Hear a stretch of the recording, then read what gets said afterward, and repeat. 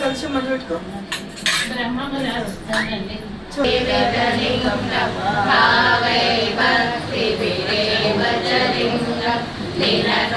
కోటి ప్రభాకరలింగం ప్రణమామి సదా శివలింగం అష్టదలోపరివేష్టితలింగం సర్వసమోద్భవకారణలింగం అష్టదరిద్ర తస్మై నకారాయ శివాయ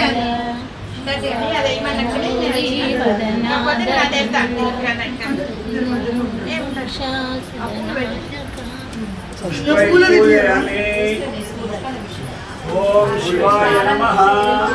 ఓం మహేశ్వరాయ నమః. ఓం శివాయ వినాశకలింగం ప్రణమామి సదా శివలింగం దేవముని ప్రవరాశ్రితలింగం కామదహన కరుణాకరలింగం రావణసులేపితలింగం బుద్ధి వివర్ధన కారణలింగం సిద్ధసురాసురవందితలింగం ప్రణమామి సదా శివలింగం శూలటంకపాశదండపాణిమాదికారణం శ్యామకాయమాదిదేవమక్షరం నిరామయం భీమవిక్రమం ప్రభుం విచిత్రతాండవప్రియం కాశికాపురాదినాథకాలభైరవం భజే బుద్ధిముక్తిదాయకం ప్రశస్తచారు విగ్రహం భక్తవత్సలం స్థితం సమస్తలోక విగ్రహసంగనాయకం విశాలకీర్తిదాయకం కాశీవాసలోక పుణ్య పాపశోధకం విభుం నీతిమానకోవిదం పురా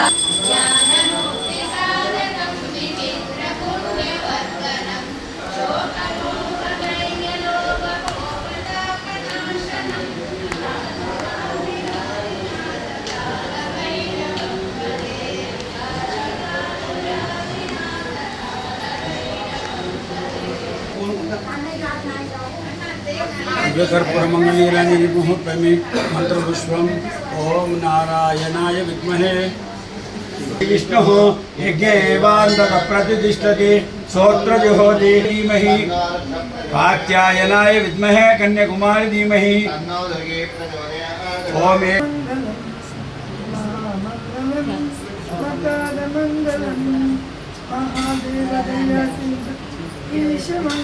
ओम नमः शिवाय. శ్రీ వెంకటేశాయ నమః. శ్రీ ఆంజనేయాయ నమః. శ్రీ శ్రీనివాస ఆంజనేయ భవానీ శంకర దేవాలయం మార్కెట్ జగిత్యాల. ఈరోజు స్వామివారికి వైశాఖ పూజ అనే ఒక కార్యక్రమాన్ని ప్రతి సంవత్సరం వైశాఖ మాసంలో వైశాఖ పూజ అంటే స్వామివారికి విసరడానికి విసనకర్ర, పప్పు, బెల్లం ఈ కాలంలో వేడి తగ్గించేది కాబట్టి పప్పు బెల్లాన్ని స్వామివారికి సమర్పించి మామిడి పండు ఈ యొక్క ఋతుఫలంలో మామిడి పండు శ్రేష్టం. ఈ కాలంలో మామిడి పండ్లు ఎక్కువ దొరుకుతాయి కాబట్టి మామిడి పండ్లను స్వామివారికి నివేదన చేసి స్వామివారికి అభిషేకాది పంచామృత ఫలరసాభిషేకాలు చేసి స్వామివారికి భవానీ శంకర పార్వతీ రాజరాజేశ్వరునికి అభిషేకం చేసి మరియు స్వామివారికి పత్రి, పుష్పం, ఫలం, తోయం అన్ని పూలు పండ్లు అన్నిటితోటి అలంకారం చేసి అలానే వెంకటేశ్వర స్వామికి కూడా హారతిచ్చి ఆంజనేయ స్వామికి కూడా హారతిచ్చి ఈ యొక్క వైశాఖ పూజ అనే కార్యక్రమాన్ని ప్రతి సంవత్సరం ఎంతో వైభవపేతంగా ఈ యొక్క కార్యక్రమం ఎంతో వచ్చినటువంటి భక్తులందరూ కూడా ఈ యొక్క కార్యక్రమానికి పాల్గొంటున్నారు.